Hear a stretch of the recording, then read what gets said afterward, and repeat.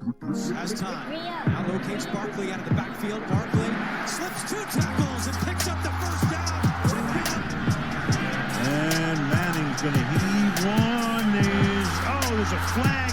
Beckham, one-handed catch.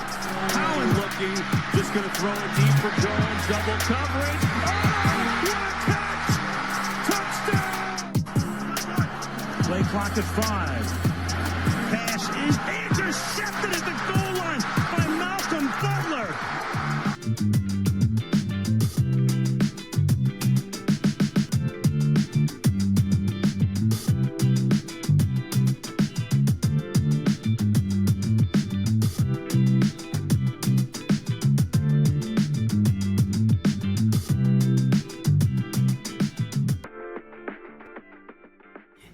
Alright, welcome to Ball Boys Podcast. I'm Adam, this is Murph, and this is Jude. We are 3 college students just trying to talk sports. Some takes may be absurd. I'm usually the one that does that. Some may be accurate, but in the end, we all love football, and we're excited for the season to start. So, without further ado, I'm going to give us a little introduction. Jude, he knows football better than anybody here. He's probably the one that you talk to about stats. He lives, breathes, eats football, and he likes the Patriots, sadly. Murph, to the right of me, is a Falcons fan, went through some rough years, 28-3. We're not going to talk about that. But finally has a good team and can't wait to talk about how Bijan and Michael Penix are. I'm Adam. I'm the one that makes the most insane takes in the world, but I love football and I can't wait to make the other guys angry with some of my takes, and I can't wait to get started with that. And I'm also a Giants fan, if you could not tell with all the Giants memorabilia all over the place. So without further ado, we're gonna get started. All right. So, a couple of topics we're going to be talking about today. What teams we think are going to be the best this year. What are some rookies that we're excited to see. Top 10 wide receivers. Top 10 running backs. Top 10 QBs this season. We all made our own list, and there'll definitely be some arguments there. And then we're going to talk a little bit about each of our teams. Just kind of go through breakdown of what we're excited to see this year. Some of the rookies that we picked up during the draft. We're just really excited to see that. So, all right, what are some of the teams you guys think are going to be good this year? I don't know who wants to start us off, but... You want me to start us off? You can go. All right, well, there's a few hot topics towards the end, but okay. I'll give you my 5 in general, all right? First off, I have the Eagles. I have them making another playoff run this year. I agree with right. that. I also have the Eagles in mind. Right. I don't know about you, Jude. I do as well. Okay. But they're going to take a step back. They're not going to be as good. They lost a couple key pieces. Yeah. But they're still going to be good. I agree. One thing that I kind of mentioned was they picked up Mitchie III. He's a good backup. John Mitchie III from Houston. They basically have the same team. There's a couple of trades. I know Slay got traded away. He was a cornerback, so their secondary might not be as strong, but I think that it's still pretty decent. Slay isn't going to be that big of a loss considering they have Cooper DeJean and Quinyon Mitchell, but their D-line is going to be worse because they lost a couple of guys. They lost Milton Williams to the Pats in free agency. They lost a couple of other guys, so they're not going to be as dominant as they were, but they're still going to be pretty good. Well, granted that they did also. I mean, it's one player. Campbell from Alabama, linebacker. Campbell. He's solid. He fell to them at the end of the first round, and then at the end of the second round, they got Andrew Makuba, safety from Texas, which is super unfortunate that they both went to Philadelphia. The Eagles. Well, I will say, and I'm not one to be superstitious about anything, but Saquon is the Madden cover for this year. The Madden curse is real. I believe in the Madden curse. I don't know if any. And apparently there's another one. It's a first pick curse. I know he's not technically the first pick. I know Jamar Chase is, but Saquon had a breakout year last year, and I don't know if he's gonna have the same numbers or do good this year without getting injured. We'll see. I highly doubt he'll get injured, but I don't think he's going to have as good as a season he did last year. Just one thing I'll say there. Any other teams, you guys? I have for the AFC. I have the Ravens and Bills. Yep. It's the same. Wow. Teams, it's the Both same of us. teams in the AFC every year. It is. It As really of is. right now, you're gonna have to wait a couple years for the younger teams to kind of like break out of their shell. Like maybe the Patriots, hopefully, or like I don't know who else. Maybe like if the Jets actually get a QB. There's a couple young teams in the AFC that are they're wild card on the wild card bubble right now, but then I put the entire NFC North, especially now. Before I didn't even say I just had the whole NFC North because I was like they're pretty good. It's probably going to be one of the most competitive conferences in football this year. But I can agree. Then the Packers got traded Micah Parsons last night. Biggest trade of the century. There's something in the water in Dallas. First Luka Doncic, then Micah Parsons. Yeah, so. Dallas is slowly falling, very, very fast. Another year. No. Elimination. Definitely not their year this year. I agree with you to a certain extent. I will be weary on Caleb Williams and JJ McCarthy as the QBs for both the Bears and the Vikings. Bears have a very young team, and we don't know how JJ McCarthy is going to play this year, so that's a big question mark. And then you have Jordan Addison, obviously suspended for a couple of games. Mm-hmm. So, it will be interesting offensively. Do I think the Vikings are solid defensively? Yeah, they usually are every year. And then the Packers are going to be really good this year with Josh Jacobs, Jordan Love, some Matthew Golden. I think that's his name from Texas. Really good wide receiver, and I think he was also playing corner, some reps at corner, which is interesting. But yeah, I agree with that. I had Detroit on my on my list, and I just think that with Hutchinson back, they're gonna be even better on defense. They still have a chip on their shoulder. Last year, a lot of injuries, so that's kind of why they didn't do as well as they did defensively. They were scoring a lot of points, but they weren't able to hold teams to a low score. So I feel like that's fair. I think the offense, they have all the pieces to succeed, minus Ben Johnson, as we all know, went to Chicago as a head coach now. So I feel like there's going to be a slight step back. Yeah. Granted, there's still Gibbs, Montgomery, Amon-Ra, Jameson Williams. Yeah. They just traded away their receiver 3 and Tim Patrick. But they still got Laporte in golf. It's going to be a solid year. It's going to be great, It's definitely going to be a little different offensive scheme, in my opinion. I agree. One team that I think you guys might not have, I have the Falcons. Oh, I have the Falcons already. I know you have the Falcons on yours, but I think the Falcons are going to break out this year. Everybody, I'm not going to say they're an underrated team, but I feel like people overlook them. They're a great team. They got an easier schedule. They have Bijan. They have Michael Penix Jr. They have Drake London. They have Darnell Mooney. They have the weapons. And then you also have, they picked up this year in the first round, James Pierce Jr. from Tennessee and Jalen Walker. Georgia, both solid D linemen. And then you also in the backfield, you have A.J. Tyrell Jr. and Jesse Bates III. Great backfields, weapons. I just think overall they're a solid team, and with the easier schedule, I think they can produce a playoff run.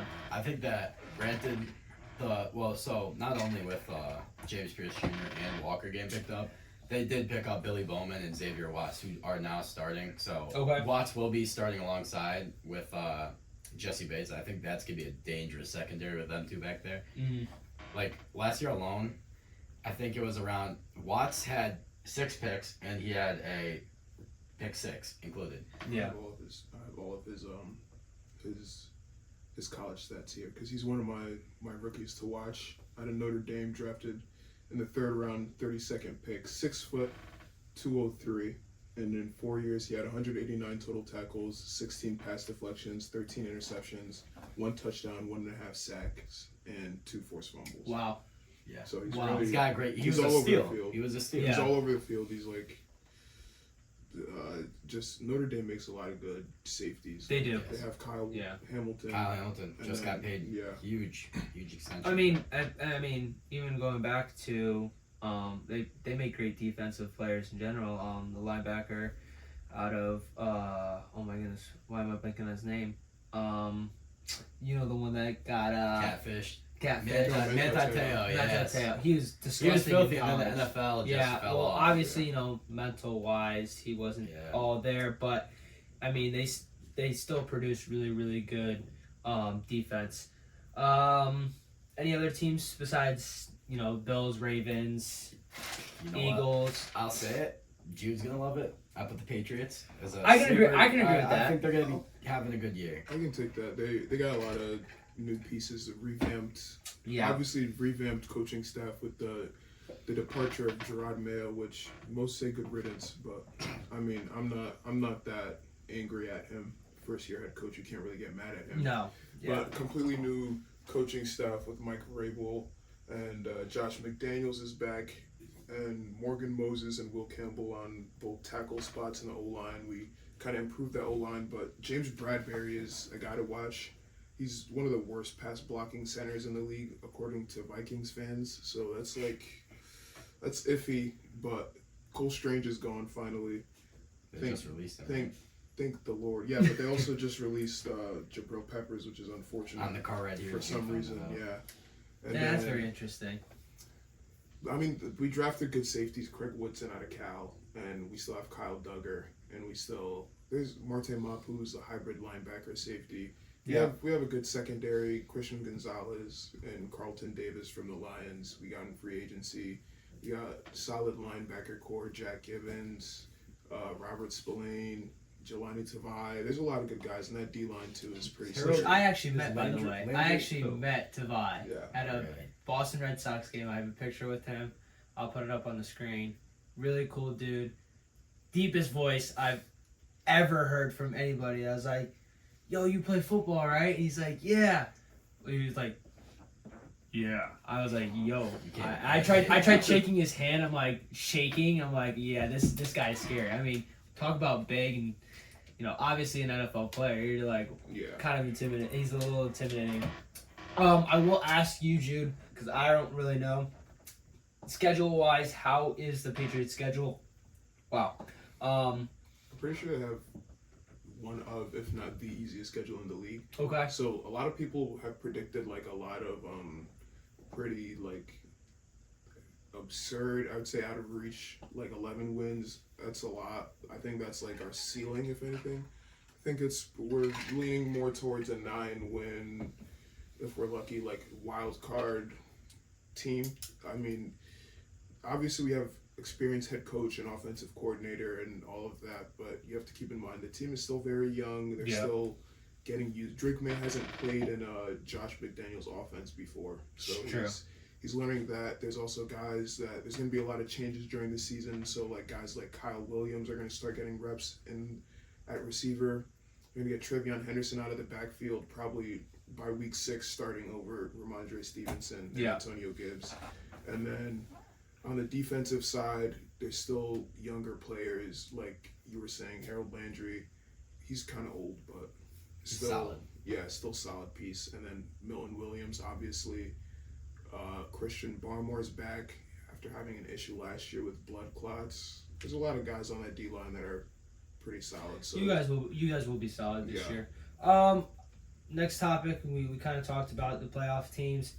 Rookies to watch. I know I have a list here. You guys took a deeper dive than I did. I just kind of put just their name. Obviously, their names. I could just give you my overall. Yeah, I want to hear it. My favorite. I'll give you 2 actually. I'll give you James Pierce Jr. Yeah. And I was gonna put I forgot his first name, Chisholm. Efton Chisholm. Yes, I wanted to put him, but I don't know much about him. So I put the Falcons' most recent practice squad signing, Nick Nash. All right. Okay. But last year alone, Triple Crown winner of the FBS. He was a solid ass receiver, and I'm telling you now that when he makes the 50, he's gonna be on the 53-man roster by week 4. He is a dog. Yeah. But my overall is gonna be, I love Jalen Walker, but James Pierce Jr. I'm so excited to watch him. And to kind of go along with that, I'm excited to see Abdul Carter. I can't wait to see Abdul Carter, what he does.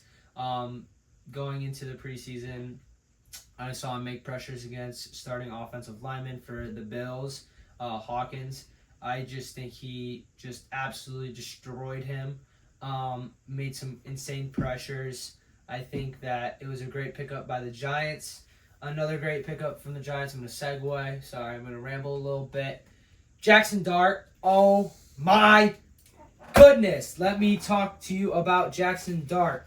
I have, where is his stats? Right here. 68% completion, 113.1 passer rating, 372 yards passing, and then 3 touchdowns and 52 yards rushing.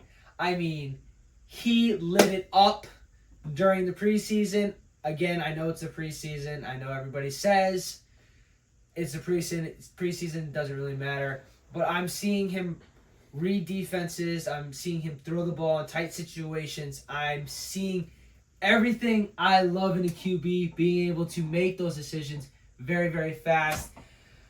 Murph is pulling up a clip right now about Abdul Carter getting absolutely welcome to the NFL moment.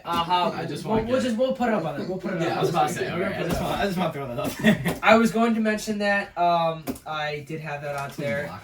He just not gonna say it wasn't a clean block. It was a clean block. It was a chip. He got chipped. Yeah, he got chipped. That's clean. I never said it wasn't clean. You just said it. You just said it. I'm not going to say it. I'm not going to say it. I said I'm not going to say it wasn't clean. Listen. I'll put it out there. Very bold take. James Pierce will have a better season. In my opinion, I believe. As you said, though, it did help my point. The easier schedule is huge. I was just about to mention that, yeah. But I know, granted that, it's more likely. I just feel like he has more of like an upside. Because Abdullah has such a heavy weight on him compared to James. But, the thing is, I agree. James Pierce needs to compete well and perform well because the Falcons literally traded away a future first round to get this man. Yeah. They gave up to the Rams, gave them the first round pick next year to get James Pierce. I have reason to believe that he will use that as motivation and show out. Granted, Jalen Walker also will be good, but I still think James Pierce will be one of the best pass rushers in the league for rookies this year. I think that's not a terrible take. Not very far-fetched. Do I 100% agree with you? Not necessarily. No. That's fair. And that's okay. I just think Abdul Carter is going to have that because the energy of the Giants is just insane. We have Brian Burns, Kayvon Thibodeau, Dexter Lawrence. Can't forget Evan Neal. I still can. All right. we'll get into that a little bit later. A couple of going away from the Falcons and Giants, I just want to say TreVeyon Henderson. Yes. Obviously. And Ashton Denty. It was always TreVeyon Henderson. I absolutely love him. The 100 yard kick return touchdown. First play of the game. Gorgeous. First NFL play. Gorgeous. His first ever time touching an NFL football. He took it 100 yards to the house. It was nuts. He's definitely. Call me crazy. 3 years, he's gonna be a top 5 running back. Oh, that's not crazy. PPR demon. I don't know how the depth chart is looking right now, but I think TreVeyon Henderson. It's Ramondre Stevenson RB1, Antonio Gibson, and TreVeyon Henderson. But I think TreVeyon Henderson. In 2 weeks, you'll see Antonio Gibson drop to the 3rd spot, I agree. and then in 2 more weeks, you'll see TreVeyon Henderson take that. It sucks that they're gonna let Ramondre stay started. I mean, I don't like that. It's whatever. I like him so much. I think he's gonna start, week 2. And just seeing him find the gap, be able to burst into that gap and just fly. It's just insane. The best way to say it is that the Patriots have finally found somebody to fill the James White role in this Josh McDaniels my God. offense. Yeah. Which, stop it. If you're a Falcons fan, you know how that goes. Pass to the right, breaks the tackle, touchdown. I think Ashton Denty is another. There's a couple of rookie running backs. This running back class was actually really, really big. Ashton Denty is one of them. I think he has a very high weight on him because everybody expects him to be that insane running back. I think TreVeyon Henderson's and this might be a take, but I think TreVeyon Henderson is going to be better than Ashton Jeanty. No, that's not a take. I think that he can. I think TreVeyon Henderson is going to get more yards. TreVeyon Henderson is a different type of running back. And that's the other thing. Like Ashton Jeanty is more of a run through kind of guy. Power back. Yeah. Fullback kind of running. TreVeyon Henderson is more of a PPR guy. Like you'll see him on screen plays. He'll get tosses. He'll get draws. He'll get like more elusive runs. He also has that power though. So don't be like not. You will see him getting like a halfback dive at the goal line. But Ashton Jeanty, he's fast. He's small. And he's just hard to tackle. Yeah, he's not primarily a pass-catching back, but he can also do that. He proved that he was able to do that. Do you know who he reminds me of? Or who is very similar to him? Who do you think? Cam. Skadaboo. I like Cam Skadaboo. I think he's on my rookie watch. I know that It's kind of mediocre in my opinion. I know that he's the fourth-string running back. I know that. But I think he's going to be... Oh, man. He is. Tyron Tracy. You have Tyron Tracy, Devin Singletary. You have... This dude's still in the league. Yikes. Dude, you can't beat out Devin Singletary. That's bad. 40-year-old Devin Singletary. All right. He also got injured, and we weren't able to see much of him during preseason, so... Forgot about that. Yeah, so... It's I think he's either fourth string or third... I think he's third string, sorry. And then Turbo Miller, we signed him to practice squad. So we'll have him as well. Well, at least it's not like you gave up like an offensive player of the year, running back, or anything like that. No, obviously not. Because why would the Giants do something like that? Just let an insane running back go on. What's his name again? What's his beats name me. again? Beats me. Yeah, no, but we're not gonna get into that because you know how much. Oh no, we'll get into that a little bit later. Okay. We will. Any other rookies you guys want to see? Yeah, I have more defensive guys because this is a very strong draft, but especially I really like the DBs in this draft. So starting with Nick, I don't know how to say his name, but he's a Gamecock, South Carolina Gamecock. Oh, from the Seahawks. Yeah, that's right. Shout out Calvin. Yeah, shout out Calvin. He really wanted this guy in the first round. They got Gray Zabel instead. He almost lost his mind, and then they drafted Nick Emenwari with the third pick in the second round. He had 224 total tackles, 11 pass deflections, 6 interceptions, and 2 touchdowns through 3 years at South Carolina. Yeah, extremely solid. He was really solid. Yeah, he's a very good pass coverage guy. So he's a safety that can be. He's a pretty big guy. He's 6'3", 220. So he's he's very athletic. I'm pretty sure he tested very well during the combine. Yeah. I talked about Xavier Watts already. Kyle Williams, wide receiver, 5'11", 190 from Wazoo to the Patriots. Played pretty well. By way of UNLV, transferred there after 3 years, went to Washington State. Oh, wow. Yeah. Okay. Had 3,608 yards and 29 touchdowns, but that's not... Extremely solid. Yeah, that's not on 248 catches, but through 5 years. But that's not even the main receiver I wanted to talk about. I'd rather talk about Efton Chisholm, but we'll get there in a second. I also have Jahdae Barron from Texas, who got drafted by the Broncos, the 20th overall pick. He's the only first rounder I put on here because all the other guys are like pretty solid already. So like I'm not expecting. Yeah, the bar's already set pretty high, I would say. Fair. Okay. But fifth-year player out of Texas, DB. I'm pretty sure he plays all over the field. 5'11", 194. He had 221 total tackles, 23 pass deflections, 2 sacks, 1 forced fumble, 8 interceptions, 1 touchdown, and a punt return touchdown. Yeah. So he can do it all. But another guy, really interesting guy. I kind of put this guy down. I don't think he's going to play first year out, but he's like a Julian Edelman kind of guy. Tommy Mellott from Montana State, drafted in the 6th round with the 37th pick by Tom Brady's minority-owned Raiders. 6th round. 6th round, okay. Yeah. He was a quarterback at Montana State, and then he got drafted as a wide receiver. Interesting, okay. But he had a 63.7 completion percentage and 6,016 yards, 55 touchdowns, 8 interceptions through 4 years.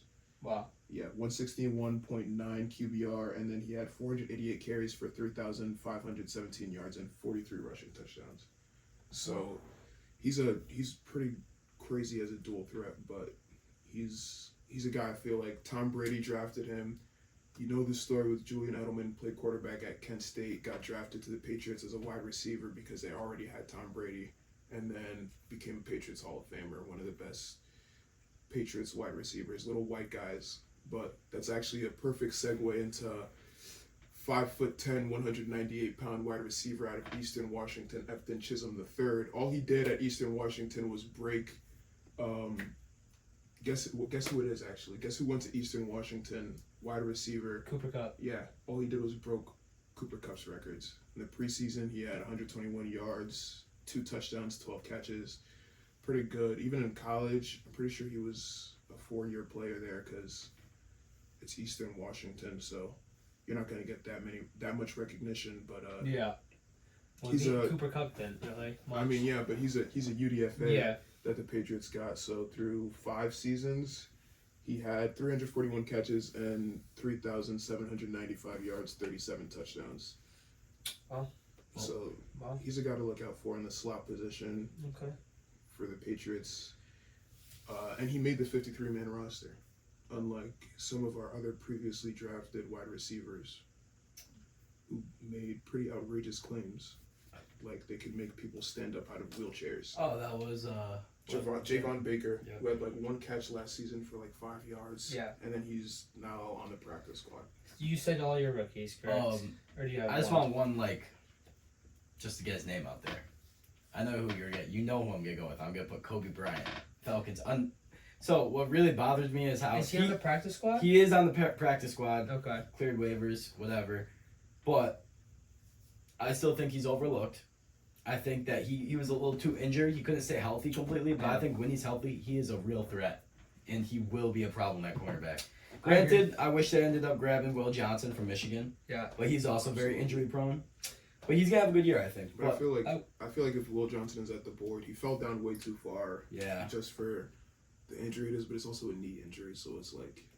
I will say, I'll put the clip of Kobe Bryant, the insane hit by him in college. Fumble return. Yes. It was insane. I think he's a really good corner. I agree with Murph. It's sad that he didn't make the 53-man roster. He will. But I will say, I'm glad that he's on the practice squad and.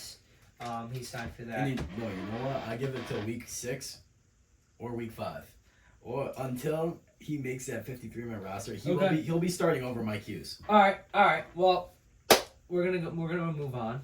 I think we said. Oh, I can't wait for this one. I think we said all the rookies. There are a couple others, but I don't really want to get into it. We, like Jude said, there are round 1 picks, so.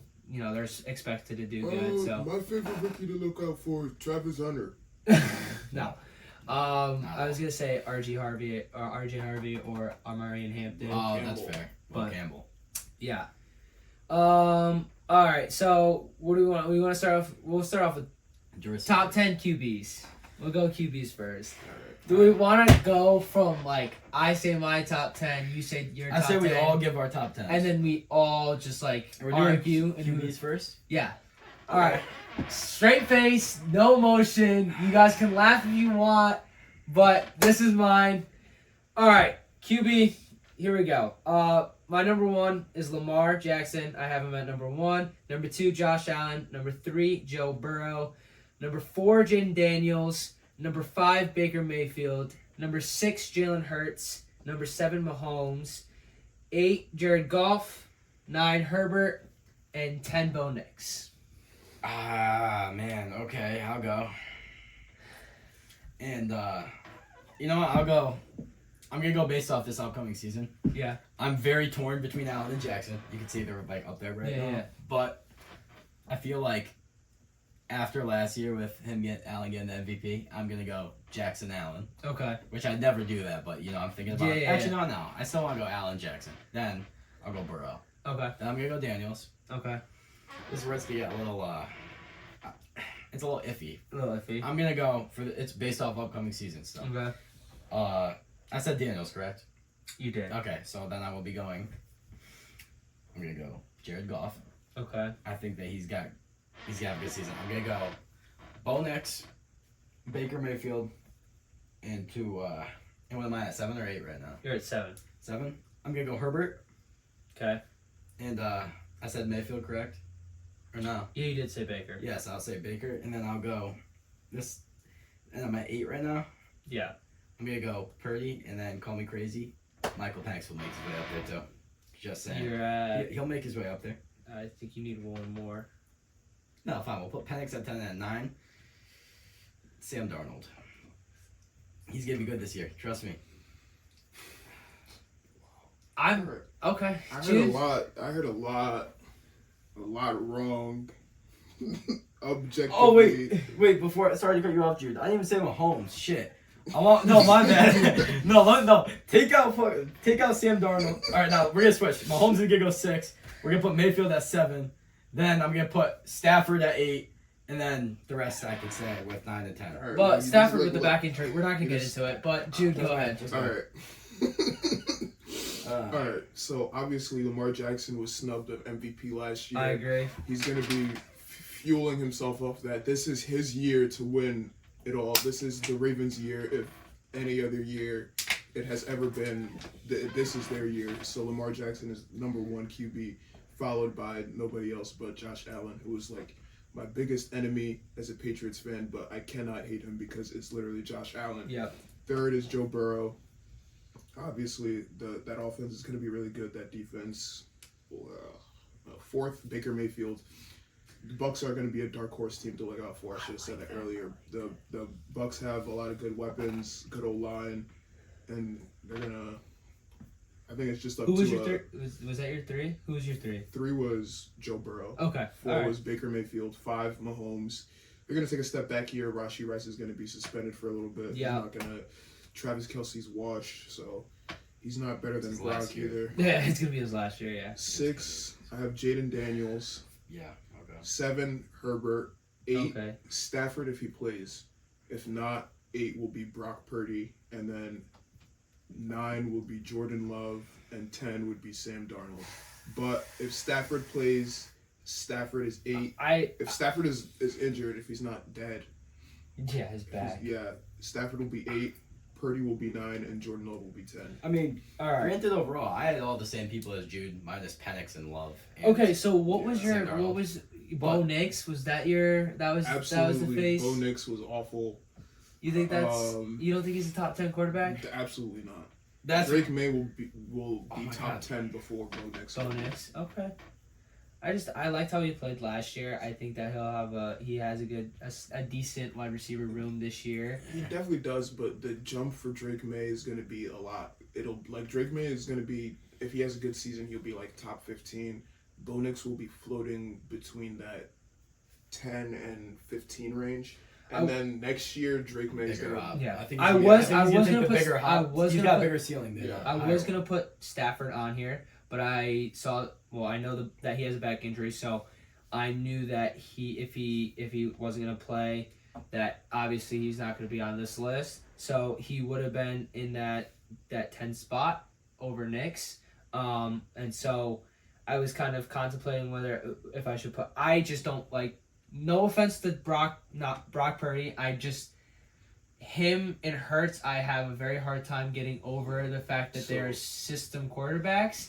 I'm really interested to see this year how Brock Purdy does with not very many weapons as he did the previous years. He still has Brandon Ayuk. He still has Juwan Jennings, and he's George Kittle. I agree, but he has Pearsall.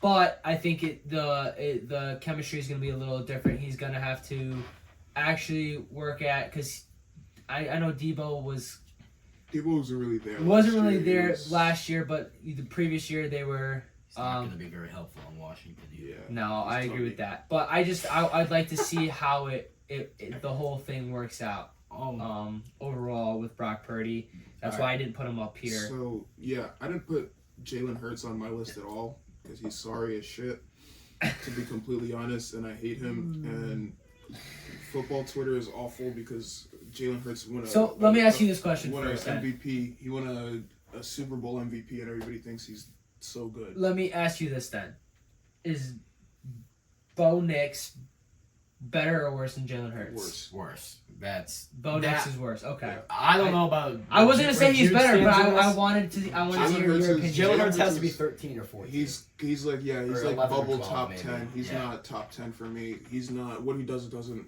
really move the needle for me. I mean, he has AJ Brown, one of the best wide receiver 2s in the league, in Devonta Smith. Yeah. He has the best O-line in the league, one of the best young defenses in the and league, the best running running back in the league. What's he his has, excuse not to perform? Exactly. So. He's not a bad player, but what he doesn't. He's a system quarterback, and he's not even the best system quarterback in the league. I think Brock Purdy is a better system quarterback. That's fair. Interesting. Okay. Brock Purdy also has the same exact thing minus the line part. They're not the greatest, but he still got McCaffrey. Still has Ayuk, Kittle, and then Ricky Pearsall. Which Ayuk was a big question mark. I remember it was a big question mark because he wanted a different contract. He requested a trade because he wanted a contract and dispute between them. But they also resolved it. San Fran also has one of the best fullbacks in the league as well. Kyle Juszczyk. I mean, San Francisco doesn't really have. I mean, as of recent, they've been just really injured. Even the past couple of years, even when they made it to the Super Bowl when Dre Greenlaw got injured, and that changed the entire game. And then Brock Purdy was down, and then all of that. So that was. I'm pretty sure. Hold on, real quick. I'm going to check to make sure I know Knicks is a far-fetched take. Other than that, I think my list is pretty good. I just like Bo Nix. I like his grittiness. I like the way he plays. Yes, they're more of a run-heavy offense, but I was liking the chemistry between him and Cortland Sutton. I know you're laughing at me like this. No, I picked him up in both my fantasy leagues right now because That's iffy. It was a later round quarterback, and I think he's who's also solid. I think that late? Baker Mayfield. I think should have taken Baker Mayfield. Told you. No, Baker Mayfield wasn't on the board. Yes, he was. No, he wasn't. He was not on the board. Well, you can pull it up if you want. He was not on the board. I'm gonna pull it He up. got picked right before I was able to pick, so I had to pick Bo Nix. Deadass? Yeah. And for some reason, Bo Nix is rated higher than I think. I like C.J. Stroud as a quarterback, but he apparently projected-wise, C.J. Stroud is not projected any solid points. I forgot to even talk about those rookies, but on the Texans, the Baker receivers Mayfield was available, by the way. I'm sorry. Was he actually? Yes, he was. I was saying, speaking of That's C.J. insane. Stroud, he did take So a was step Justin back last Herbert. year. And he took Bo Bo Nix. I picked up Justin Herbert, didn't I? No, you didn't. You picked up Bo Nix. No, I picked up Michael Penix Jr. as my second. No, that was your other league. But speaking of C.J. Stroud, he took a step back last year. Yeah, because sophomore slump. That's he had fair. a sophomore slump, but then all of his receivers got injured. Literally every single why did I not pick up Baker? What but am I they did doing? they did get two really good rookie receivers in Jalen Noel and I forget the other guy's name. Jalen. It's also a Jalen, but they're both from Iowa State. This is gonna haunt me. And they're both really good receivers. I was watching them throughout the entire pre-draft process, and I was following them because there's this guy on Twitter who's a Patriots fan, and he's like, these guys are really good receivers, and I wanted them, but we didn't end up getting them. But I'm fine with Kyle Williams and Stephon Diggs. Who's the dude from Maryland that you guys grabbed? He was pretty solid, no? Maryland, I'm thinking. Or was he not from Maryland? I thought there was a dude. from Maryland. But Who's my backup quarterback then? We're still on this? I'm so mad at myself for that. Alright, hold on. No. I like my name, Shark Bait. Which one was it? Yeah, I did pick up Justin Herbert. Justin Herbert is my Justin Herbert is my backup QB. Alright, it's your backup. How's he your backup? But you Sorry, still sorry. didn't pick him up first. That's why. I didn't pick him up first. Regardless, he was on the board. As Jude was talking about receivers, I feel like that's a fair shot to lead us into our top 10 receivers. Yeah. All right, well, I'll start us off. Oh boy. No words, no facial expressions. Here we go. Jamar Chase, CeeDee Lamb, Jay Jettas, Malik Neighbors. Go start from when again? Hold on. Jamar Chase, CeeDee Lamb, Jay Jettas, Malik Neighbors, Drake London, Jude. Brian Thomas Jr., Amon-Ra St. Brown, McConkey, No. Terry McLaurin, AJ Brown. Oh my goodness. Yo, Jude, am I wrong or did he not say Amon Ra either? Oh, my no, God. I did. All right. He had Amon Ra at like 8. And Nico Collins. Oh, no. Lord. Oh, no. Everything is wrong with that list. All right, well, one, I'm going to get the first 3 right. It's Jamar, Justin, CD. Thank you. All right. Then, this is where it gets a little iffy. I put Amon Ra. I put Drake London. I put Brian Thomas. Malik Neighbors. AJ Brown. Nico Collins. Puka Nacua. He was hurt a few games last year, so I feel like that's reasonable. I put interchangeable Jamar Chase and Justin Jefferson. Yeah. They're tied at first, essentially. So I put Amon Ra at 3rd, CD at 4, AJ Brown at 5, because consider this. AJ Brown at 5. He has the best offensive line in the league. I was just asking if he was 5. Yes, he is. I'm not arguing. AJ Brown at 5, Puka Nacua at 6. But I also didn't really consider the fact that he might not have a quarterback. BTJ at 7. That's true. You know what? That's true. But No, Puka Jude's Nacua. right. I didn't consider. that's why I didn't put him on my I list. forgot about That's Matt why I didn't put Stafford. him on Like my I've been seeing all the notifications that he's injured and like they're gonna talk about it, but I haven't been paying attention because like it's the Rams. Yeah. But Puka's at 6, Brian Thomas Jr. is at 7, Drake London at 8, Malik Neighbors at 9, and Mike Evans at 10. You know what? I really agree with that. I think the Mike Evans hate needs to stop, and that's also on me because I didn't put him in my top 10. But Mike Evans is probably one of the most consistent receivers in the history of all time. Yeah. I'd say of all time because who else is put it? Like, listen. Okay, what's your problem with McConkey? I don't like that. He's top not 10. proven. He's not proven. Number 1 and number 2, the Patriots drafted Jalen Polk over him. So I can't really like Ladd McConkey. I can't support Ladd McConkey propaganda. Statistically, Oh boy. What statistic does he lead in? Well, he had 1,149 yards. Okay, so did Brian Thomas Jr. And Malik Yeah. Neighbors. Okay. And I put them both over Ladd McConkey. I need your calculator real quick.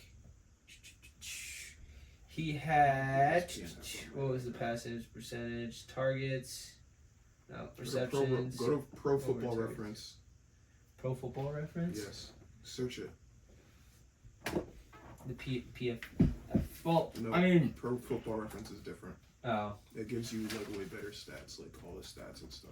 Yeah, because I'm not gonna lie, ESPN is sometimes harder to read. Stats wise. Oh whoa. Okay. Active player, choose team, Chargers. Hockey. Where's he at? Oh yeah, Keenan Allen back on the Chargers. Yeah. That's that's right. See. And Amari Cooper on the Raiders. What and what was the other one? I know there's one more. There's one It more. was Cooper. Okay. He Keenan had Allen. 7 touchdowns. He had 82 receptions. I'm trying to find the. Adam Thielen. Yeah, I That's feel what it was. another. He was 57.1%, I think, successful percentage. I still can't. Receiving. Adam, the stats say it, but I still can't put him in my top 10. I just can't. You know, and he had a good season. I mean, he was solid, but he had a also, great you have to season last consider year. You have to consider his that's quarterback the given only too. that's the only receiver on that team. There's nobody Yeah. else on that team that I catches agree, passes. and that's why I think stats why AJ Brown is down more, and AJ Brown, in my opinion, I don't have him higher, but he is a better wide receiver. Jalen Hurts targets other wide receivers more than AJ Brown. That's why he's a better wide receiver in my opinion, but statistically, he has less yardage, less touchdowns, all of that. Well, I hate to be that guy. They have 3 other I- wide I- receivers on their I'm team. just I saying, agree. I hate to be that guy, but statistically speaking, Drake London is also 3 spots ahead of Malik Neighbors. I was just going based on stats. I'm a Giants fan. I like Malik Neighbors. I like what he did last year. We actually have a quarterback this year. It's all right. Kyle Williams, Stephon Diggs, and Demario Douglas will all be in the top 10 by week 4. That's What a take, Jude. love it, Jude. No, but But I just think Malik Neighbors has a better shot this year. Drake London last year was better than Malik Neighbors. I'll give you this that. year, no. I think Malik Neighbors No. is going to do No. immensely put up Mount's numbers. That's just insanely ridiculous. I think he's going to put up insane numbers. He's not going to finish top 5. You don't think he's going to put... No. With Russell Wilson as a quarterback? Russell Wilson is pushing, what, 35, 40? Russell Wilson is old. He's old. Okay. And then he's going to go down. The only way Malik Neighbors puts up an insane amount of stats is if Russell Wilson goes down and Jameis Winston gets in the game, because Jameis Winston throws bombs. And let me get you started with, you know who also finished top 10 in receiving yards last year? Jerry Jeudy. You want to know, how is that possible? Yeah. I'm just saying. Jameis Winston. There we go. Jude's point. Yeah. But this is what I really can't get by. What is your take with Jamar, then CD, then Justin? And that's what I want. When you put CD above Jamar. Well, Jay Jettis is injury prone. Yes, but the Cowboys also just traded for George Pickens, who's another 1,000-yard receiver. He's a literal receiving. He's a literal receiver. But you also have JJ McCarthy, who we are very unsure about throwing to Jay Jettis. But JJ McCarthy is in one of the best QB-friendly situations in the league, especially for a first-year player. And that is true. And Kevin O'Connell has a good history of shaping players, in my opinion. He's going to develop well. I mean, look at what Sam Darnold did last year. Yeah, insane numbers. He has people putting him on their top 10 lists. Okay. Jude, for example. I can be persuaded to switch Jay Jettis and CeeDee Lamb. I think they can go hand in hand. You guys can't see that. I think they can. They can't go hand in hand. Well, I don't. Two that can go hand in hand is Jefferson and Jefferson and Jamar. Chase. Those are the only two I would interchange. Like. Last year, of course, I'm going to put Chase, but the year before that, I'm putting Jefferson. Like, it's very interchangeable, so that's why I just think that CD is obviously the main target, but I don't know how Dak is going to He's the main target. George Pickens. Again, this is all up in the air. Jay Jettis screwed me over in fantasy last year, so I was very upset about that. Having him and Marvin Harrison Jr. Oh, what about him? What about him? You had both of them. I did have both of them. And then I had Christian McCaffrey in another league, which also screwed me over. Okay. So, like, I was as much as Jay Jettis has done a lot for me, I'm very weary about relying on him. So that's why I put him at 3. I love him as a wide receiver. I just don't know how he is going to do with coming off an injury and if he's going to stay healthy this year. And if he stays healthy, he will be better than CeeDee Lamb. And you put Amon-Ra where? Amon-Ra was 6. That's a lot too low. Who's above him? Drake London and Brian Thomas Jr. That's so. As a Falcons fan, Amon-Ra has like the 5th highest receiving success rate in the league. I did not. I'm not gonna lie. I did this really fast. He's the second receiver. I did QB, wide receiver, and running back. But I think my top 5 gets it pretty straightforward. This is just opinion based, but I think the Jamar, Jefferson, Lamb, Amon-Ra, and Drake London's a solid top 5. I think that's fine. Amon-Ra and Drake London, I feel like Amon-Ra's a better receiver, but I'm also a Falcons fan. But also Drake London. This upcoming year, Penix targeted him the most out of the last 3 games when Penix got to start. Yeah, Drake London. He put up nothing but solid numbers. And that's why I put Drake London at 5. I do think that I did this a little quick, and I'm looking back at it. I think Brian Thomas Jr. is not significantly, but worse than Amon-Ra St. Brown, so I would switch those two. I would put Amon-Ra at 5. I think it's 5. Yeah, I'd put him at 6. Amon-Ra is 6 because Drake London's 5. Who's your 4? Malik Neighbors. And that's just because I'm a Giants fan and I think that he's going to do really good this year. I'm a Falcons fan. I still didn't put him in the top. I barely got Drake. I think Malik Neighbors top 5 receiver. I think Malik Neighbors genuinely, and I might be delusional, but I think Malik Neighbors is generally a top 5 wide receiver. I think you're just wrong. I think you are blatantly wrong. He's going to wait till they play the Patriots December 1st at Gillette Stadium, and Christian Gonzalez is going to clamp him up, locked him down. I remember this because Malik Neighbors blind ranked 4 defensive backs that will be covering him in his games, and he put Christian Gonzalez at dead last, and that's how you know it's over for him. Christian Gonzalez is a silent assassin. He's one of the best man-to-man corners in the league, and I'm sorry if your name is Malik Neighbors, you can't do anything about that. We'll see. We'll see. We will see. So I will say Amon Ra and Brian Thomas I will flip. So I'll cross that out right now. I agree with you guys on that. But other than I think like I don't know why Scary Terry's not on there for you guys. No, he's old. He's old. He did. Yeah, I mean, Jaden. You don't think he's gonna put up numbers this year? Zach Ertz, I think he'll put up okay numbers. I don't think he's gonna put. He's not gonna be top 10 numbers. He's not. He's. As Jude referenced earlier, it's a bubble top 10. I feel like he's gonna be around 11, 12. Like I don't think he's gonna be 4 or 5. Like no. Okay. But with that being said, I feel like if you guys are all set, I think we can venture into the running back. Hold on, I have a. Oh boy. I have an honorable mention. I think JSN's gonna do good this year. Okay. I could say that's fair. I wanted to. I wanted to put him up there, but I don't think he reaches. He's a bubble. I don't think he's top 10. I think he's a good wide receiver. I just think he's going to do the good this year. I don't know where I would put him exactly, but I think he's going to put up numbers this year, and people are going to be pleasantly surprised because he is now the wide receiver 1 with DK gone, and Tyler Lockett gone. Tennessee, DK in Pittsburgh. Yeah, so that's why I think that JSN is going to do pretty good. All right, we can go to RBs. I'll start us off again. No words will be left. I understand my wide receivers were a little off. My QBs. I heard Adams like top 10 running backs before, and it was pretty bad. Bijan, Jahmyr Gibbs. Wow. Saquon, Derrick Henry, McCaffrey, Josh Jacobs, Bucky Irving, Jonathan Taylor. This one I was very hesitant about. I'm not exactly sure if I want to put him here. Because I don't think he's that good of a running back, but he did solid for the Bills. I was gonna put James Cook. The only reason why Joe Mixon is not on this list is because he is injured. That's fair.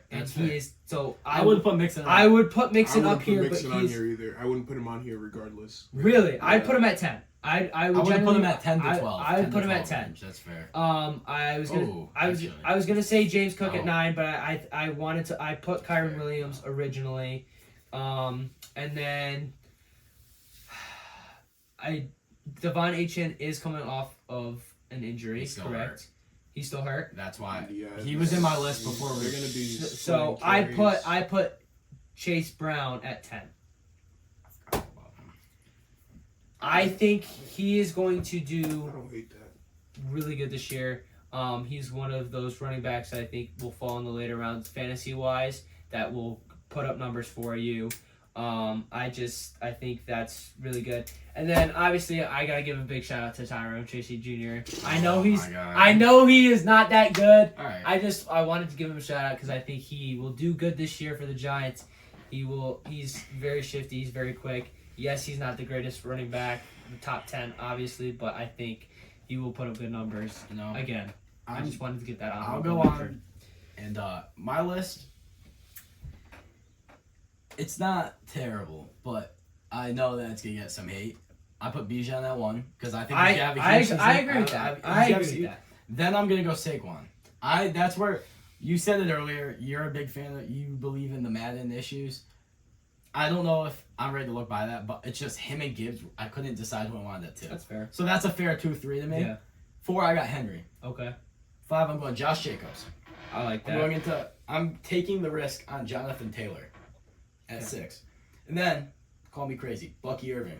He's in for exact spot. In for a big year. And then, this is where it's very interchangeable. I could go both ways here with Kyron Williams or McCaffrey.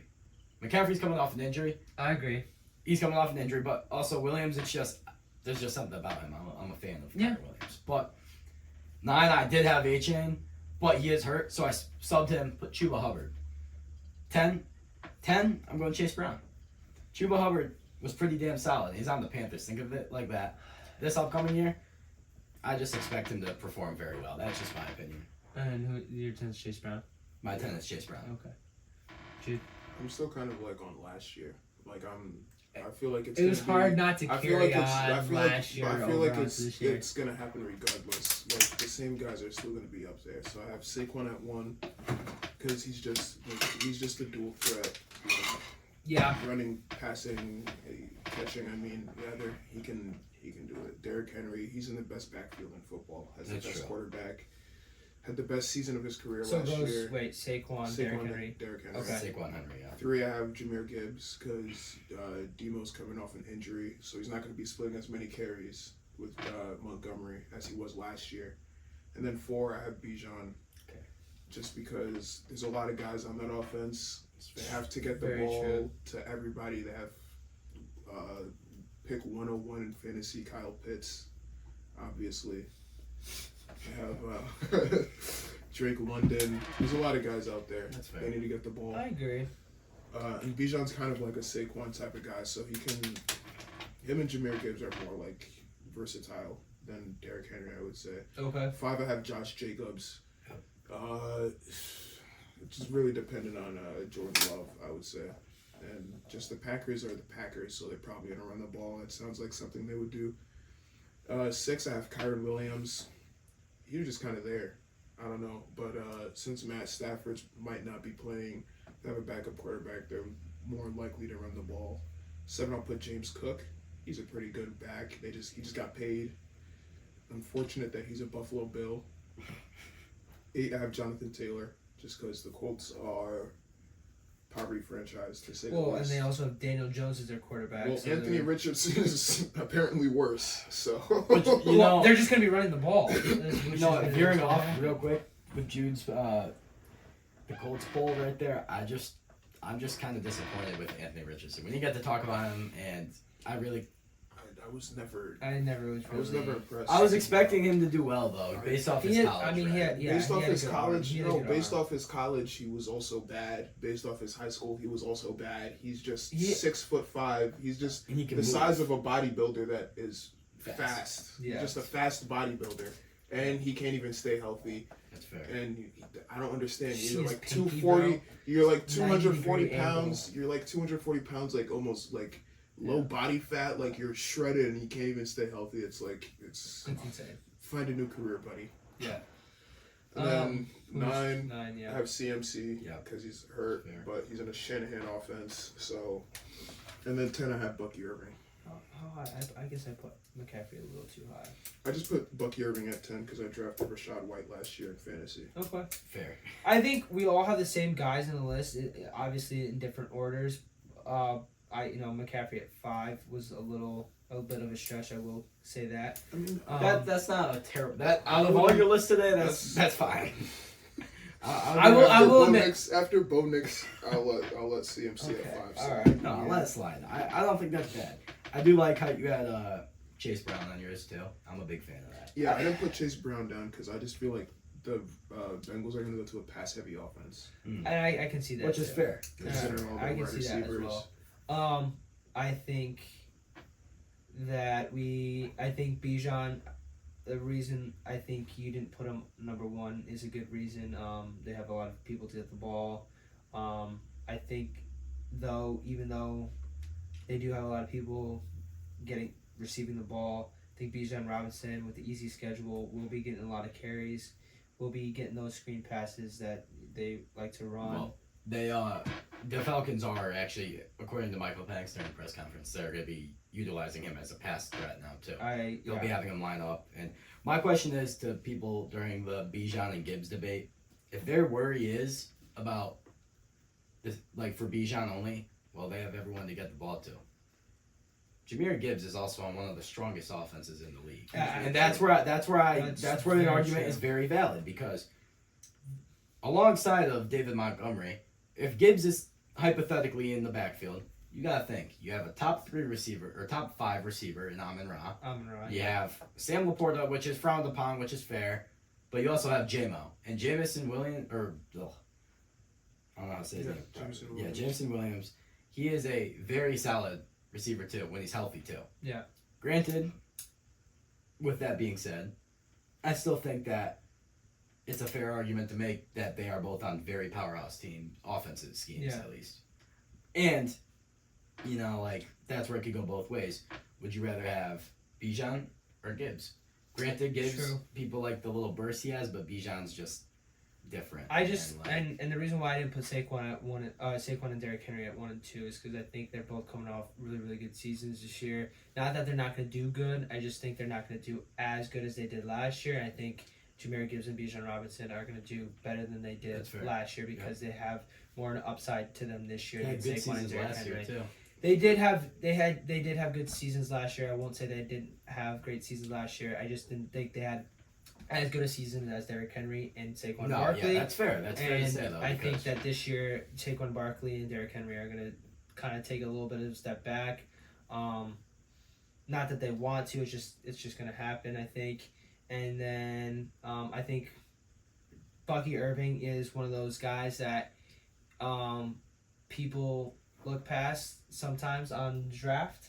And, I have him on multiple... I have him on my team. I took Bucky Irving in I think it was our 3rd round. I think he's a really good pickup. I think he's a really good running back, and the Buccaneers have a really good big upside to them. So to conclude our top 10s, obviously mine are the craziest takes. I think we all had very similar people, and some of them, I would say running back and wide receiver wise, we kind of had similar people, just kind of rearranged a little bit. QBs, obviously, I put Bo Nix up there, just to kind of recap. I understand you don't like that. I understand Drake May. Drake May, in your opinion, is better, and Not yet. Not yet. But he will be. He will be. I would have put Stafford up there if it wasn't for his back injury. Because I think Stafford is a really good QB, and he is a veteran. He's been around the league a long time. He knows how to read defenses. He knows how to get in and through those tight situations.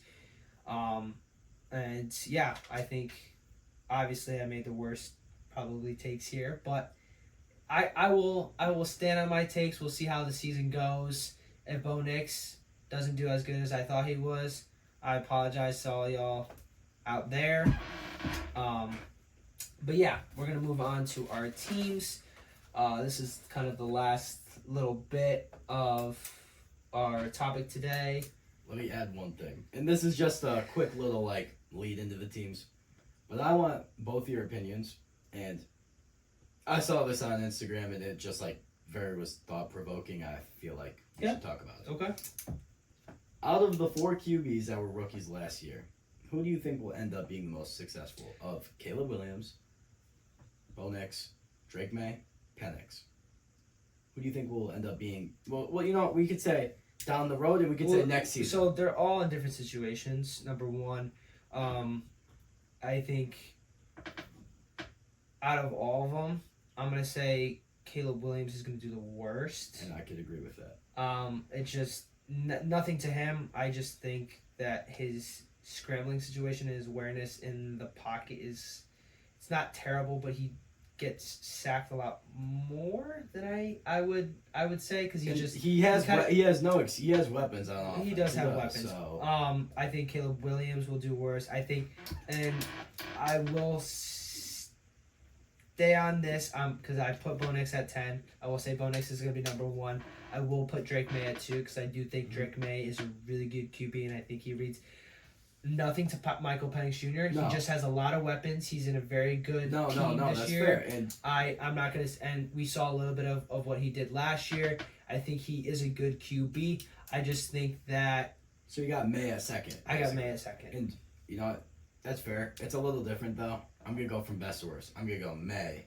Then I'm going to switch Penix and Nix. I'm going to go May, Penix, Nix, and Williams still.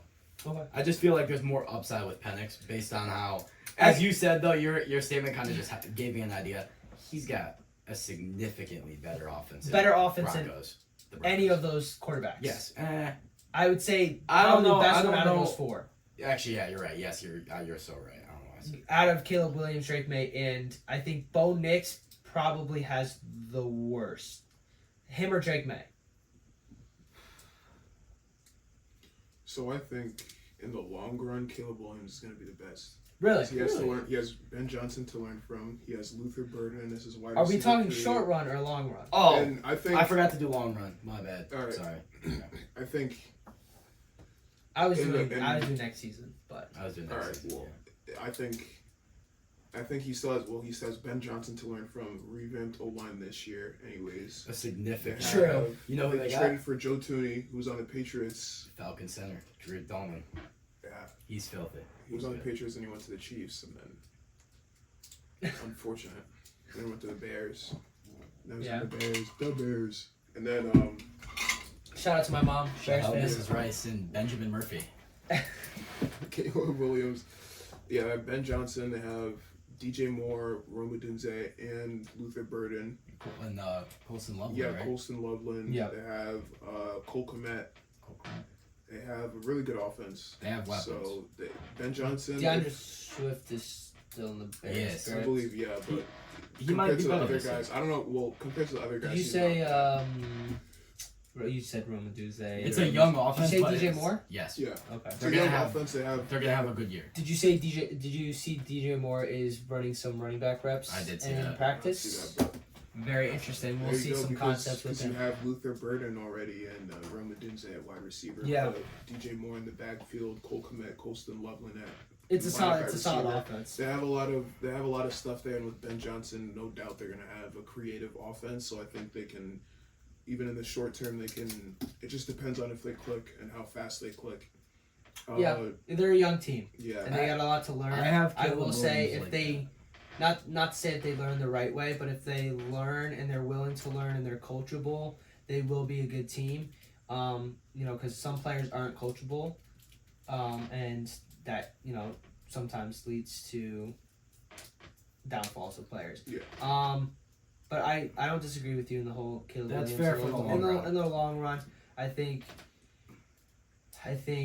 Bo Nix might not be the greatest in the long run. I think that they don't have. It's not.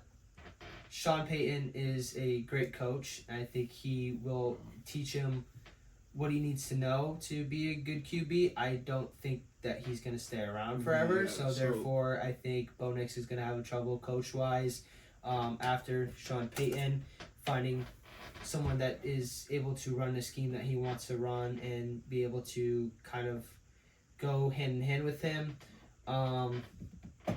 Yeah. Bo Nix is already close to a ceiling. I think.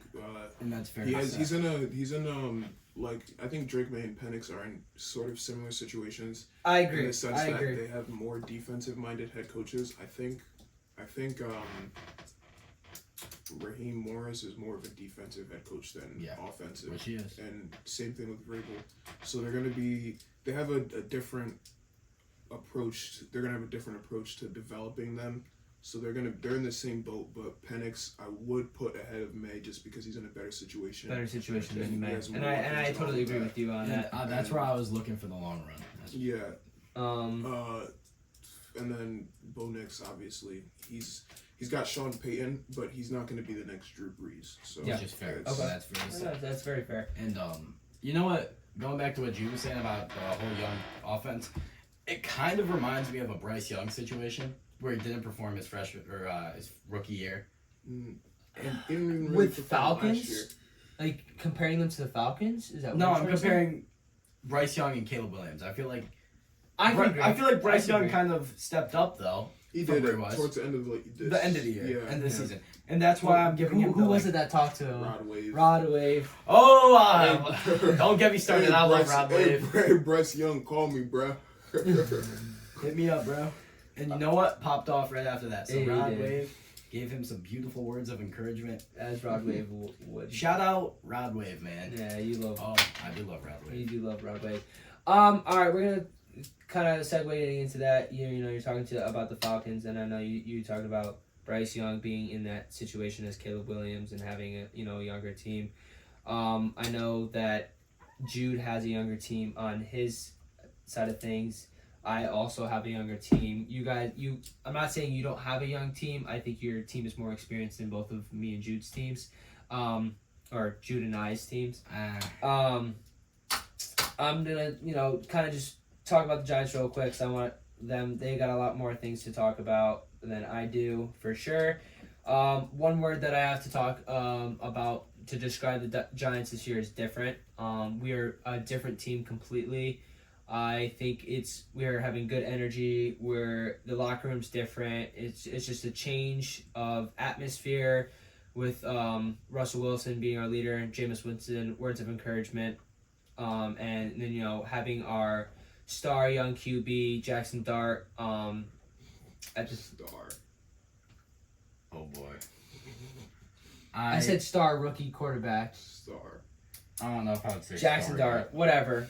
Jackson Dart. And then we have, some young guys like Abdul Carter doing really well for himself. I think Bo Collins as well, wide receiver wise, he made the 53-man roster. Props to him. I think he had that great catch with Russell Wilson, making that connection. Almost a touchdown, couple yards short, sadly. Abdul Carter, we kind of talked about him already. Really love him as a defensive edge. Gets really good pressure, or you can defensive ends, outside linebacker. I think he's kind of playing a mixture of both. I think he'll do good this year, especially with the defensive line that we've got as Giants. Where I think the Giants defense is all right. I don't think it's obviously the best. I think we need to work on our secondary a lot. Our secondary is a big question mark right now. I know we have Javon Holland and we picked up Adebo, but I think that there's still some spots filled. Tay Banks did not do too great in the preseason. I think that he just needs to be better with turning his head around, being able to make those plays that he should be making as the CB1. Not anymore. He's, I think, the CB2. But Flott did really good in the preseason, and I think that Flott is coming for his spot, so I think Tay Banks should be worried. And he needs to start stepping up. This is his, I think, third year now. And I think he just needs to find that gas pedal. What else did I have here? Right, I said wide receiver room is exciting. Our running back room, I think, is very exciting as well. Our QB room, again, really exciting. It's sad to see Tommy DeVito go. Tommy Cutlets. Welcome to New England. Tommy Clam Chowder. Tommy Lobster Rolls. I'm very, very, very sad to see him go. I loved him on the Giants. Welcome to a winning organization, Tommy DeVito. I think he was a great energy booster, motivator on Giants with the three amigos.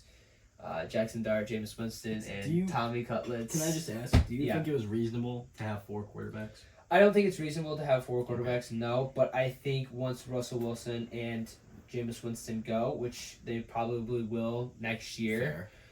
I think Tommy DeVito is a great backup running back to Jackson Dart. If not, running back. Or did I say quarterback? I meant to say quarterback. Actually, I would put DeVito over Dart, but well, we'll see development wise. I think. Well, once Tommy DeVito develops under Drake May, he'll be better than Jackson Dart. Okay, all right. I'm gonna just.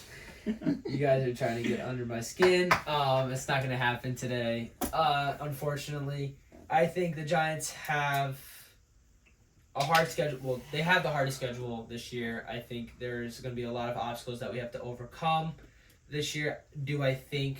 I want record predictions after, by the way. I think that they're gonna be mad at me. Hopefully we go 8-9. Will it happen? No. Okay. I think we will probably win at most 5-6 games. Me personally, I think we're gonna win against the Cowboys twice because Micah Parsons is gone. Micah Parsons is not. I know he's not everything. He's not a game changer. I know he's not a game changer. He's not the only player I'm just saying. He's a game changer, but he's not the only player one. on the Cowboys. I understand that, but I think that we have a better shot at beating the Cowboys now that Micah Parsons is gone, and I think that our defense will be able to potentially stop the Cowboys from scoring. Secondary, again, I said was rough, so we're gonna have to work on that. But overall, I think the Giants are, in the long run, doing very well for themselves. Obviously, we have to figure out our stuff before the season and making sure that the Bulls doing good, because I don't want him to get fired. I love him as a coach. I don't like Joe Schoen, because he let Saquon Barkley slide with no trade, no nothing, just become a free agent, and our rivals picking them up. Very upsetting. I will not. I get very, very upset with that, and I'm not going to get angry about that because it really does hurt my feelings. I have a Saquon Barkley bobblehead up there. I loved him that much at the Giants. Sad to see him go. But I'm gonna let these guys talk. I'm gonna hopefully have some insight as well from a different angle, different point of view on how I think the Patriots are gonna do and the Falcons are gonna do. I think the Giants could go 6-11. It's your prediction. 6-11. I can't. Reasonably wise, 6-11. I can't make the prediction for you, but I don't have them winning more than 4 games. If I'm being so blatantly honest with you, I'm sorry. I don't. As you said, the Cowboys 6-11. twice. I don't. As Jude said, Micah Parsons. Of course, he's a game changer, but it's one play. Like, dude, you got. I understand it's one player. I understand that. No, you got to factor in that. It was a joke. But you. I know Micah Parsons. You need to is not a factor game in changer. that. But you have Dak Prescott. I know they have CeeDee Lamb and they have George Pickens. And, I understand that. I still can't get whatever. Rico Dowdle is their what? That's running back, yeah. Running back. He's one. not the starter, no. He's They not. have Javonte Javonte Williams, yeah, that's true. But I mean, it's just simple for the Falcons. I'm looking forward to 3 main things.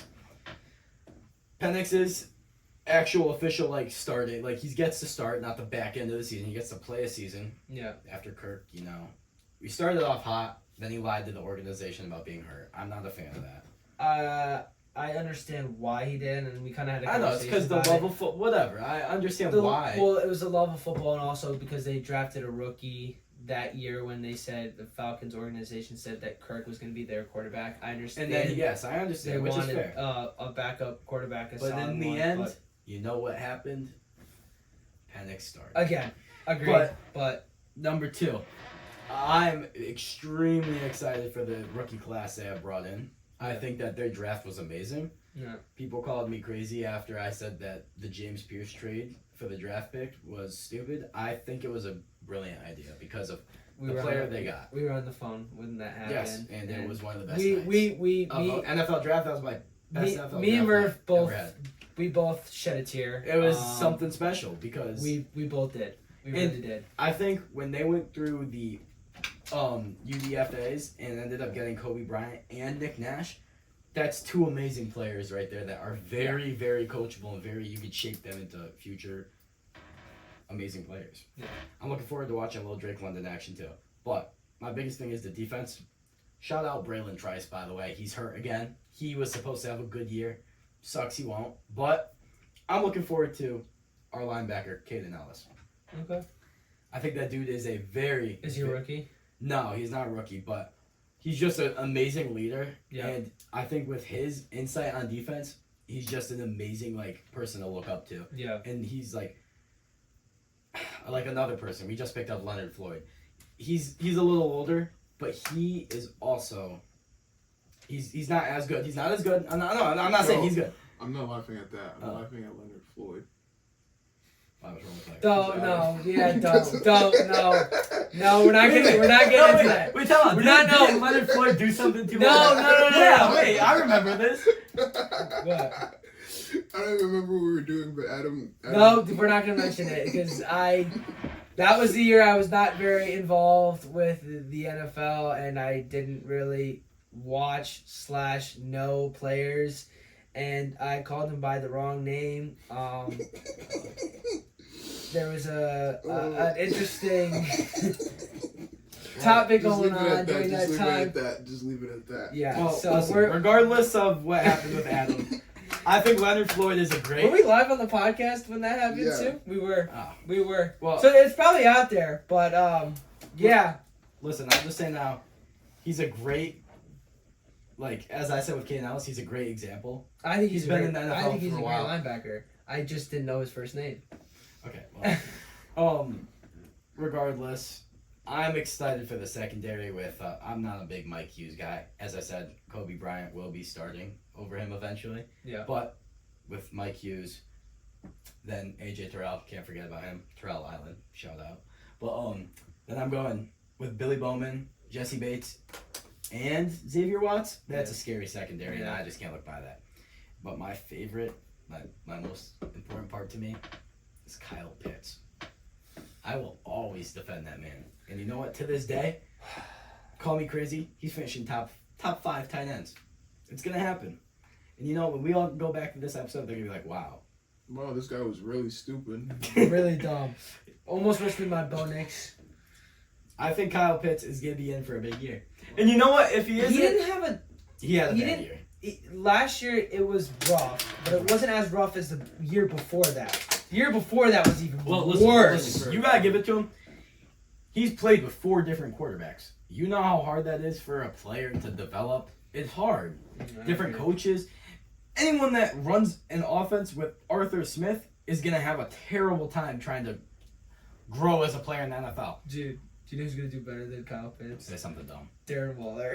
No, that's ridiculous. That is just blasphemous. Darren Waller doesn't even exist as a human being. No, I know he doesn't. And at the end, it was a joke. But at the end, but like if I'm not without the jokes, he's got to finish top 10. Or the Falcons need to figure out what they're gonna do. They're gonna have to figure out a tight end. Because our backups, Felipe Franks, went from quarterback to tight. I don't know. Hey, Logan Thomas. I will say this, and this is because you were talking tight ends. I forgot to talk about tight end. We have 4 tight ends on our team. Yeah, we have a lot of tight ends on our team. We have Theo Johnson. We have Bellinger. We have Greg Dulcich. I thought he got cut. He got cut, but then I think we re-signed him on the practice squad, or the Dolphins signed him. I wasn't sure. I kind of looked into that, but I wasn't sure who was telling the truth and who wasn't. There's a lot of stuff nowadays that you just. You don't know what to believe. You just don't know what to believe. And then we also have that kid from Nebraska, Fedoni. I think. I think I know who you're speaking of. Yeah, I don't know how to say his first I've heard name. him before. I don't know what his first name is, but we have 4 tight ends, and it's gonna be very. I know Theo Johnson are definitely our number 1, but it's definitely gonna be interesting to see the tight end battle. Are you? You created. We'll come back to you. No, it's fine. I could just go off the top of my head. I think realistic is going to be for the Falcons season 2025. I'm going with a solid. They might not agree. My wish is 12-5, but realistically, I got them going 11-6. Okay. I think it's a fair statement. I think they will be making the playoffs, and they will beat Tampa for the division. Okay. I think they will. They were very close last year. Then they lost against the Panthers in unfortunate fashion, but. If you want to, okay, so you think back to the Falcons? You think what's the record going to be? I said 11-6 is what I want, but I think realistic is 11-6, but I think 12-5 is a very well possibility. Because I mean, it's not crazy to say, it's not, but they also need to get their stuff together, you know. Come on now. Look. Just looking at it alone. Yeah, I mean, you're winning against Bucks. You're winning against the Vikings. The only games they're gonna drop realistically are Bills. 1 against the Bucks. They will beat the Commanders this year. It's the Bucks, Bills, and I feel like cakewalk of a schedule. There's no way they don't. The only teams that I would be worried about is Commanders, Bills, and possibly the 49ers. No, I wouldn't even say that. The thing is, though, really, the Commanders, I would actually say the Commanders not to worry about. They lost to them because Raheem Morris had the chance to call a timeout with 30 seconds left, and he just thought, let's spike the ball from the 50-yard line and then try and get, so last year was a coaching mistake which caused them the game. So I will say that I'm not really worried about the Commanders because Michael Penix threw a dart. And if we want to add this in later, Adam's going to be able to. The Kyle Pitts connection to the end zone. Beautiful. Commanders versus Falcons. Okay. Beautiful. 4th down and 4th and 12. And Penix just threw a dart right between 2 defenders into Kyle Pitts' hands. And that was 6. And they tied the game. So, just telling you now, look for a Penix and Pitts connection this year. Along with Penix and London. And Mooney. Mm-hmm. And even Ray McLeod. But there we go. Okay. Well, we're going to move on to Jude. I think if once we cycle back, I kind of want to make a general prediction because I was just going off the top of my head. So Jude, take it away with your Patriots. Let us know what you're thinking of them while I do this. So this is obviously a very new team, new head coach, new OC, new O-line coach, new basically everything except special teams coordinator. For the coaching staff, front office is almost completely different, as you can tell by the absolute haul of a draft that the Patriots brought in. I mean, obviously, we won 4 games last season, and that gives us the number 4 overall pick to take the best tackle in the draft in Will Campbell, who is willing to fight and die for Drake May, which is amazing to me. Wonderful. That's what you want to hear from your franchise left tackle. But other than that, I think the strengths of this team is definitely defensively. The guys on the defense. Sorry. Go ahead. The guys on the defense are. There's a lot of good young guys on the defense, and with Mike Vrabel as a head coach, defensive guy, played linebacker himself, caught a couple passes in a couple Super Bowls as well, if you didn't know that. But very, very good D-line. We have, hold on, let me see. Let me pull this up here. Obviously, there's some losses on defense. Unfortunately, today, we did lose Jabril Peppers, who's our starting. He's not going to the Giants, so that doesn't matter. But was it say he was going to the Giants? Right. Didn't he go from the Giants He did to go the from the Patriots? yeah, but he got arrested last year. Oh, You know who also got arrested, Jude? Jimmy Ward. A lot of people got arrested last year. Actually, a lot of them. But Jimmy Ward's on the commissioner's And a list. lot of them are suspended this year. Jimmy Ward is actually on the commissioner's list. I know, Jude. Yeah, I just wanted to Jabril get that Peppers out was on the commissioner's What? list. Because, he got on a plane with, supposedly, domestic violence, and he had possession of cocaine. That's insane. So we lost him for a couple games last year. And Kyle Duggar was injured. And they were trying to trade Kyle Duggar as if they weren't gonna release Jabril Peppers. There's probably about to be a crazy story about Jabril Peppers releasing by the time this episode goes out, and that'll be the reason why Jabril Peppers was released. But the D-line is pretty good. We got Christian Barmore, Milton Williams, Keon White. We got rookie Joshua Farmer out of FSU. He shaping up to be pretty good.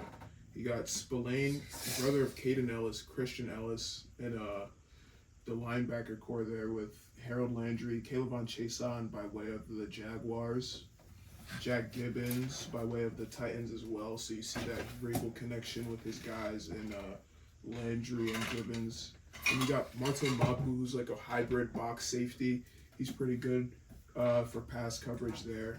But corners, you got Carlton Davis and Christian Gonzalez. It's going to be a really good duo to look at starting this year. I mean, Christian Gonzalez is questionable with some hamstring injuries, which you don't want to see from your best guy, considering we lost Marcellus Dial in the preseason to, I'm pretty sure, an ACL tear or something like that, and then we lose another one of our safeties. I'm pretty sure. Let me see. I'm not sure. Maybe he got cut actually, but. A little bit of a couple of injured guys, and Christian Gonzalez has been a little bit injury prone for the past couple of years, which is something to keep an eye on. But if he does stay healthy, he will be competing for the best cornerback in football title. I truly believe that him, Derek Stingley, and Pat Surtain are 3 of the best corners in football. I agree. 3-2-1. Those are the 3 best corners in football.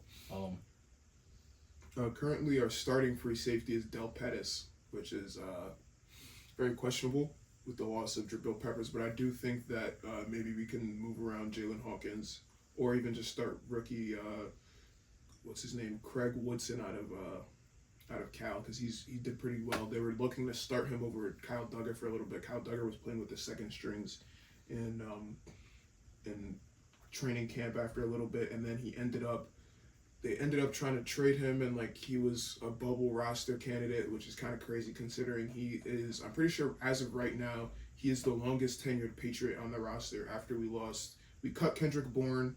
Ramondre Stevenson has only been here for like 3 years, and Kyle Duggar's only been on the team for like 5 years. So it's a completely new team. Hunter Henry has been here for like 4 years. But mostly this offense is like, it's a very young offense. There's a lot of potential. There's a lot of question marks, with rookie Jared Wilson, who's moving to left guard instead of center. It's pretty good for the O-line. I mean, compared to having Cole Strange, who's so sorry. I cried when we drafted him and Mac Jones. Back-to-back years I cried on the draft night because of Bill Belichick. And then... No, you don't have to worry about him anymore. Thankfully. North Carolina. Absolutely. We have North Carolina to thank for taking Bill Belichick off our hands and giving us Drake May in consecutive years. It's like a trade if you think about it. It's so beautiful, and we don't have to hear about Bill Belichick anymore, except for the fact that he's dating a 20-year-old. And they're trademarking the word gold digger. Gold digger, yeah. Oh yeah, I saw that. That's we crazy. did get rid of Ben Woolridge, who's absolutely awful, and we replaced him with Tommy DeVito. Joshua Dobbs, he's an iffy second string, but he's the pastronaut. You can't really complain. Obviously, we mentioned Travion Henderson. Oh, Mac Hollins. Mac Hollins is one of a really good ad. He's one of the best blocking receivers in football. In a room with Stephon Diggs, DeMario Douglas. He was on the Bills. He was on the Falcons at one point, too. Yeah. Well, I know he was on the Falcons at one point, but he was on the Bills last season. Kyle Williams, one of the best route runners in football. There's clips. I'll send you the clip, Adam, to put it on the screen. There's a clip of him absolutely routing Travis Hunter. But Washington State doesn't necessarily have that good of QB play, I guess. So seeing somebody who is... There's a lot of clips of him just getting wide open, like even in preseason games, but there's like Drake May can't get the ball to him. It's just a lot of hoping that this team clicks, and by November, if this team is firing on all cylinders, if they're working together, if they find their groove, then it's over for the rest of the AFC. And I think we'll be second in the AFC East behind the Bills. Obviously, I don't think we're gonna beat them this year. There's like sayings or statistics that the Bills haven't beat the Patriots in Gillette for however many years, but I think it's stupid. Last time we played, it was Joe Milton starting, and Joe Milton was playing third stringers, and everybody was like, oh my gosh, Joe Milton is so good. He's not. He's Anthony Richardson, the second coming of Anthony Richardson, and I truly believe that the Cowboys really got fleeced for trading for him. But that's Jerry Jones for you, but I think the Patriots will go 10-7. Their ceiling, I really think, is 11-6 if they beat the Bills once. But it's mostly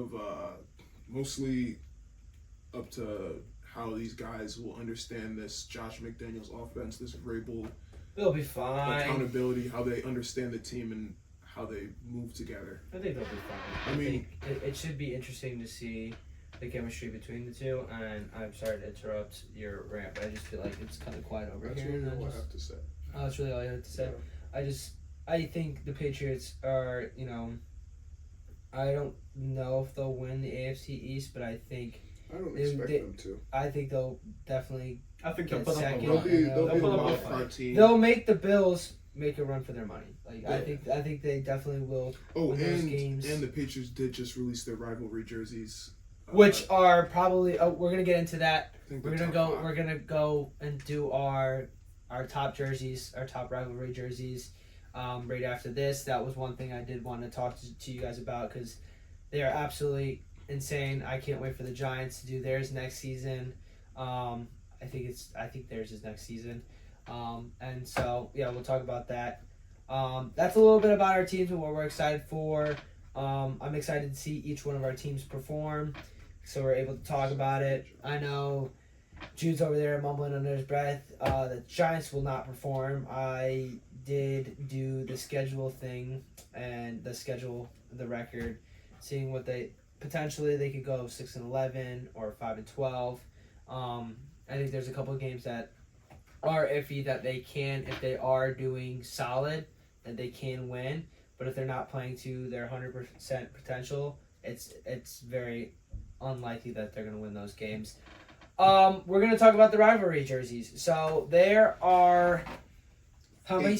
8. So the NFC West and the AFC East. Rivalry jerseys. I think my favorites. We'll go from least favorite to best. I think my least favorite is the Rams. I think that's bad. I think the Rams is just it's too plain. It's too simple. It's too simple. It's kind of unoriginal in my. They're just kind of there. In my eyes, I think.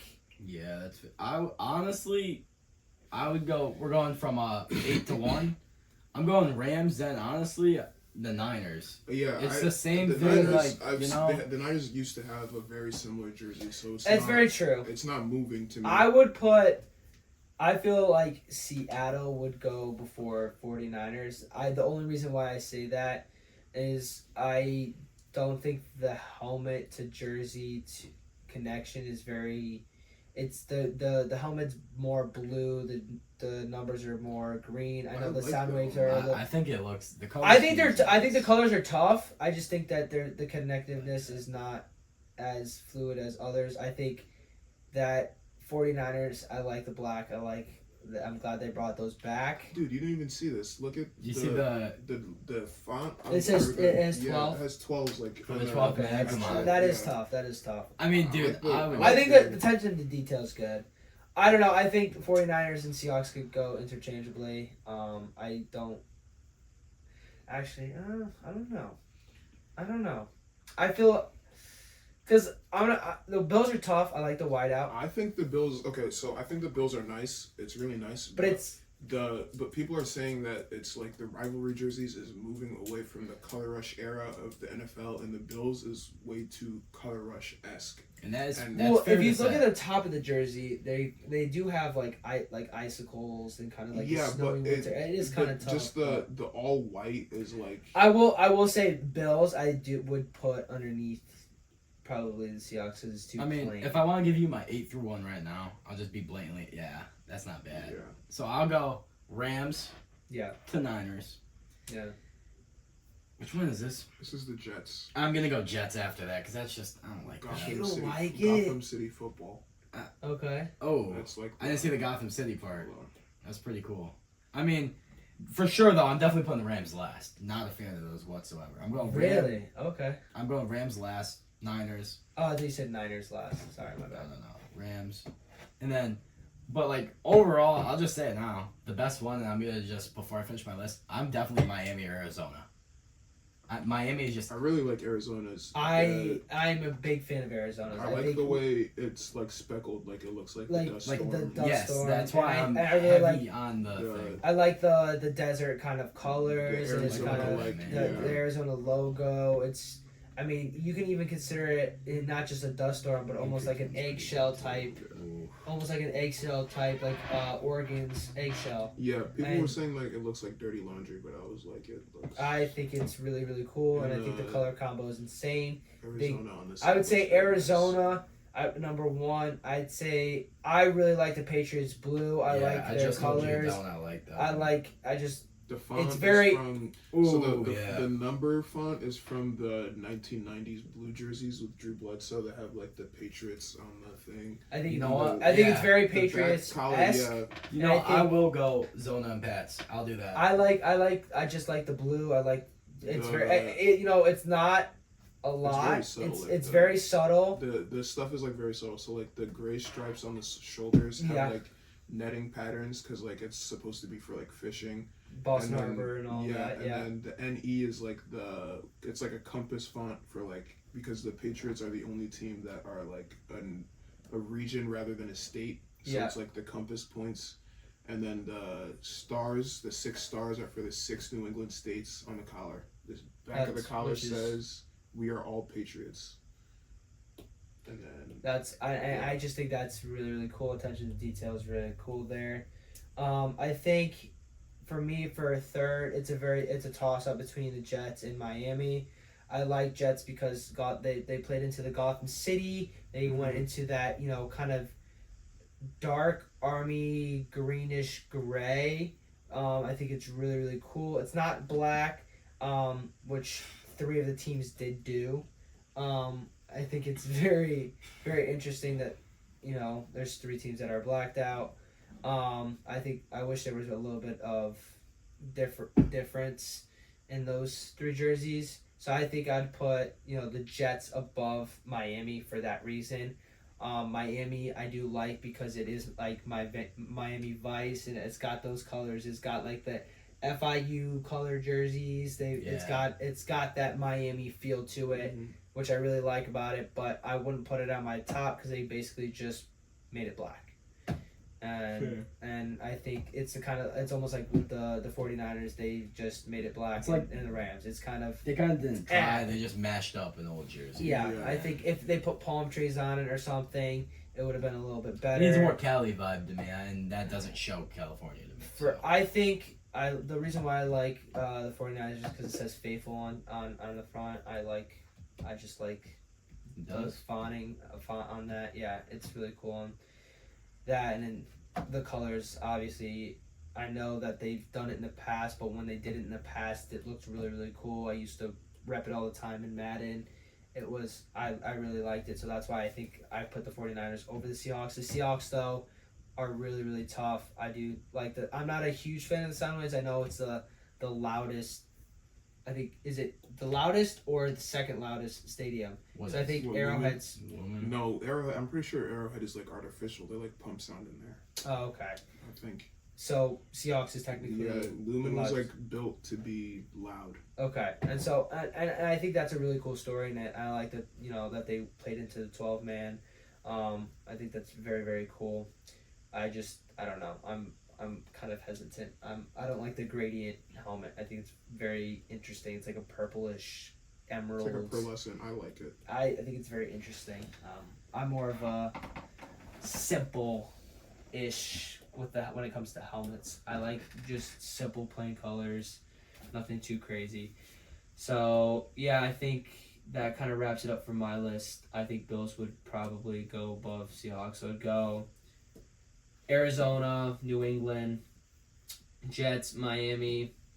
I'm going to go 49ers,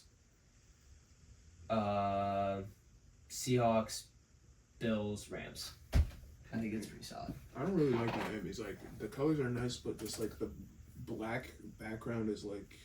not my. It's just it's very interesting. It looks like their regular jerseys, except just black white jerseys, except it's just black. Which is that's kind of. But I do like it. I will say. I mean, I just feel like for their colors, they could have done a little bit something so much nicer, like even gone outside of their. Yeah. That's why I really like the Patriots, what they did, because I'm so tired of the navy and it's so ugly, that ugly navy color. Yeah. And it's like they went outside of the regular. So my list is probably Arizona, Patriots, Seahawks, Jets. Then I would go Niners, Bills, Dolphins, Rams. Okay. Yeah, I would go Zona. And I'm gonna go Patriots. And I'm gonna go Seahawks. And I will go actually. I'm still a little.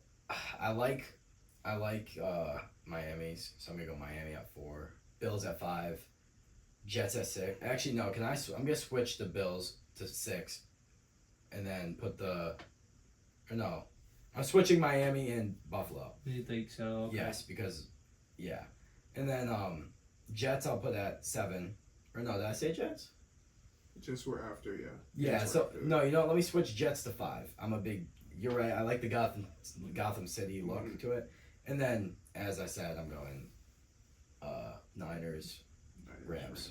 Yeah, I think we can all consecutively agree that Rams is just like very boring. It's just like I think that's pretty cool. I think the badge is logo, nice. Yeah, it looks the badge is nice. It's really nice. And the logo is pretty cool, but it's just white. It's just white. It's just white and silver. It's basically the Raiders. But like the snowstorm, like that's what it's supposed to be. It's I understand, which is fair. Yeah. The Patriots one is like a nor'easter, like The Cardinals is like a sandstorm, like a dust storm. Yes.